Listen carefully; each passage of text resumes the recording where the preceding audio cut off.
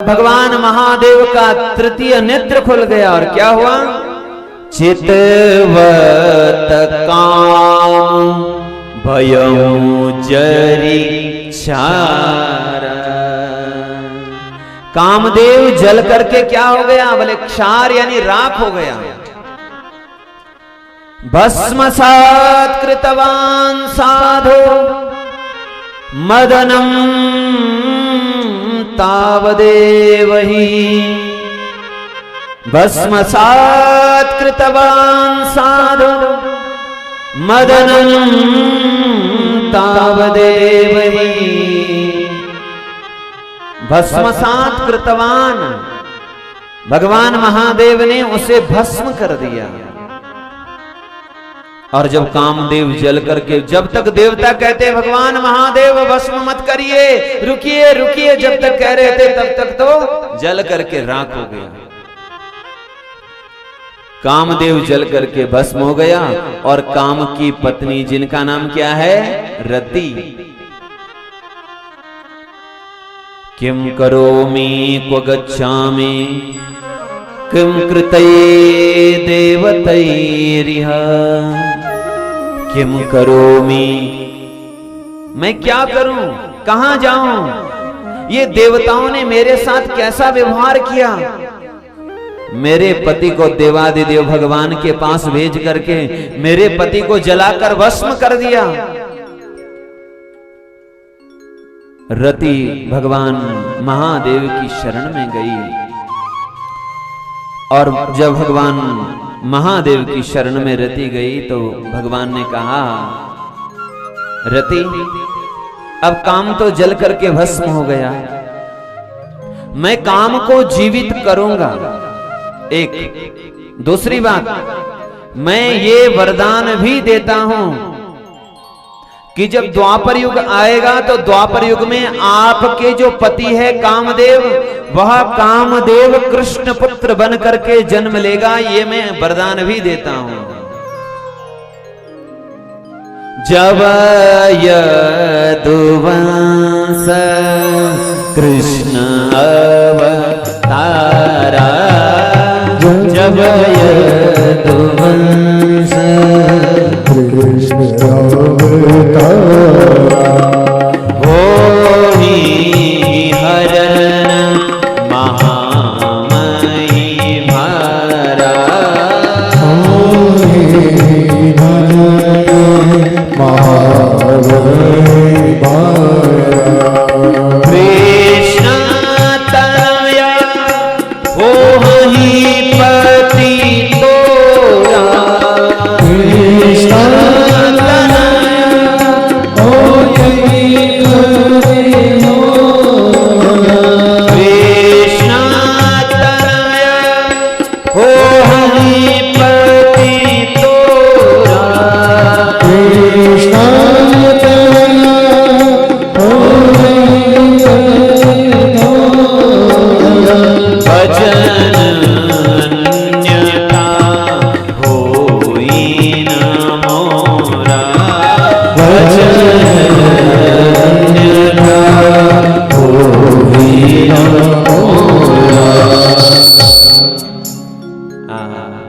भगवान महादेव कहते हैं, जब यदुवंश कृष्ण अवतारा,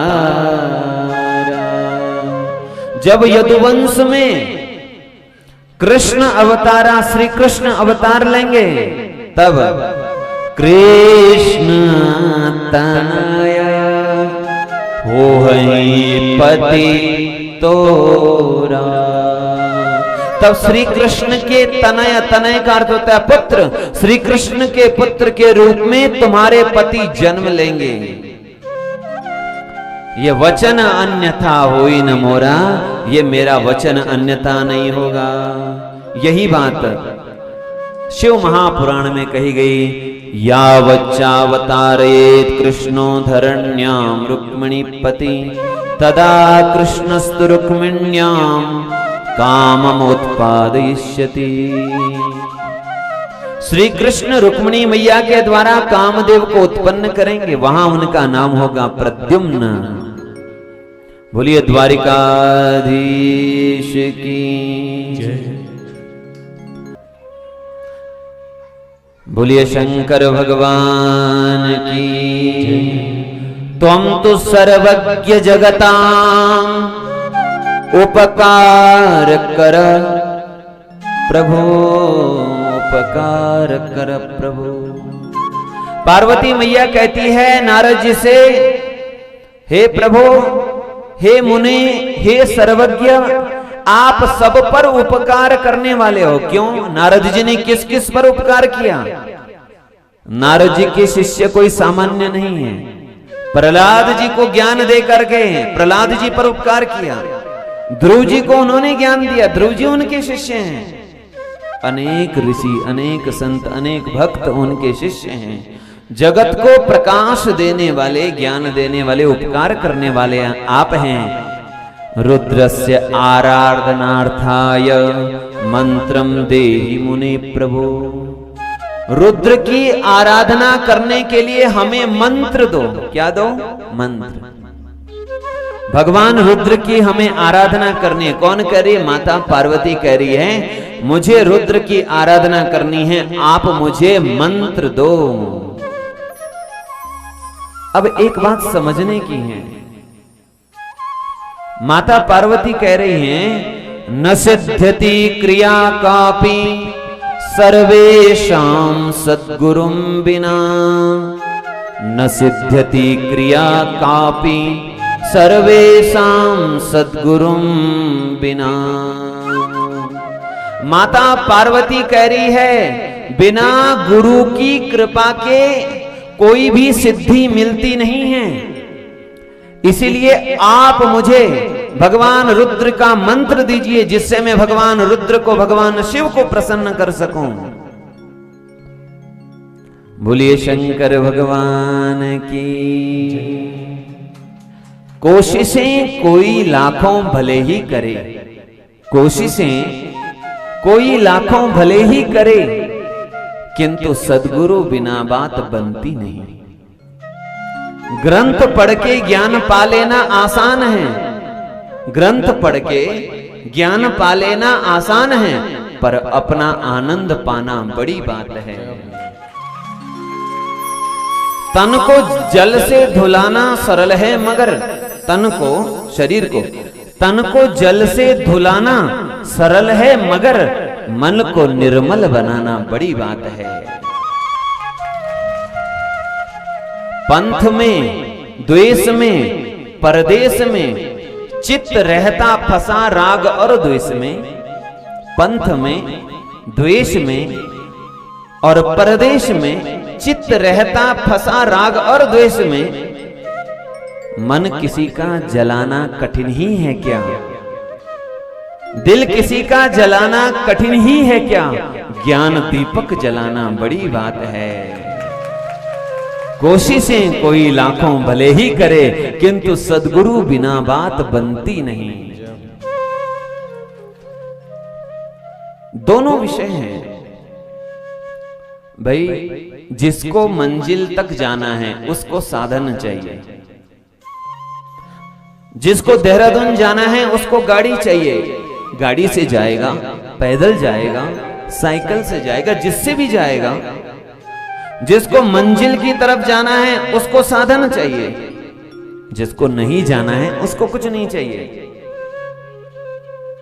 जिसको परमात्मा की प्राप्ति करनी हो, जिसको शिव की प्राप्ति करनी हो, उसे शिव का मंत्र चाहिए, उसको शिव का बोध चाहिए। और जिसको कृष्ण की प्राप्ति करनी हो उसको कृष्ण का मार्ग चाहिए। जिसको राम की प्राप्ति करनी हो उसे राम का मार्ग चाहिए। पर चाहिए मार्ग उसे जिसे कुछ पाना हो। अब हमें और आपको गुरु की आवश्यकता क्यों नहीं लग रही है जानते हैं? साधन और साधना की जरूरत क्यों नहीं लग रही है जानते हैं? क्योंकि हमें कहीं जाना ही नहीं है। उनकी आवश्यकता क्यों नहीं लग रही है?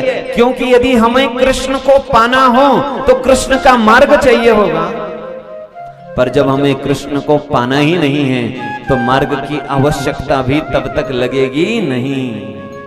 ये हम अनुभव की बात कह रहे हैं।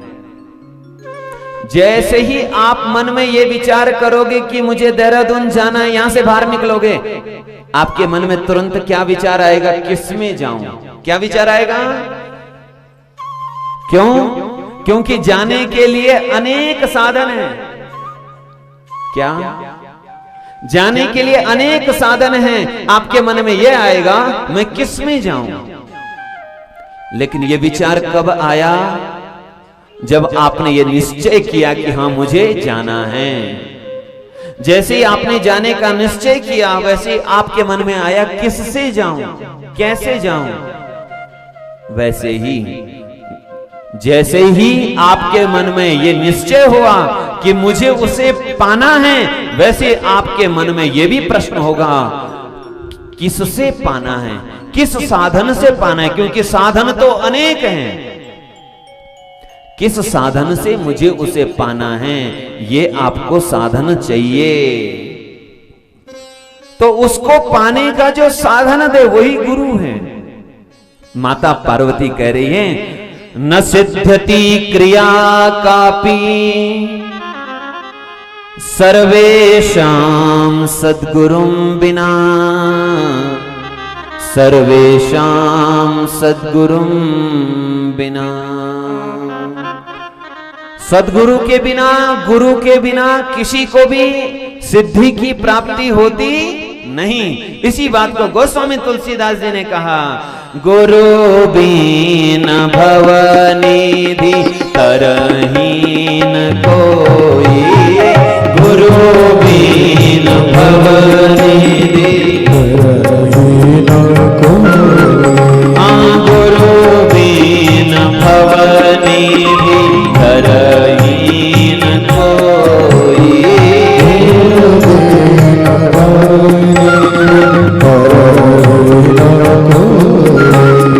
जो बिरंची शंकर सम होई, जो बिरंची शंकर सम होई, गुरु बिन भवनिधि तरहीन कोई, गुरु बिन भवनिधि तरहीन कोई।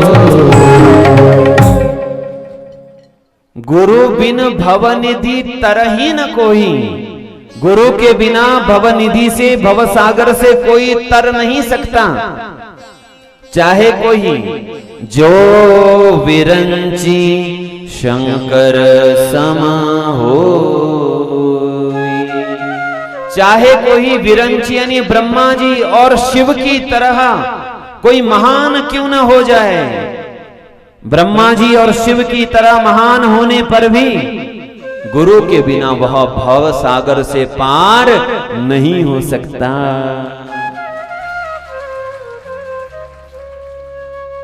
आपको आश्चर्य होगा, भगवान श्री कृष्ण ने जब भगवान शिव की उपासना करनी थी तो भगवान श्री कृष्ण ने उपमन्यु ऋषि को गुरु बना करके उनसे शिव मंत्र की दीक्षा ली और फिर उन्होंने शिव आराधना की। माता पार्वती को शिव की प्राप्ति करनी है तो नारद जी से शिव मंत्र की दीक्षा लेकर के फिर माता पार्वती तपस्या कर रही हैं।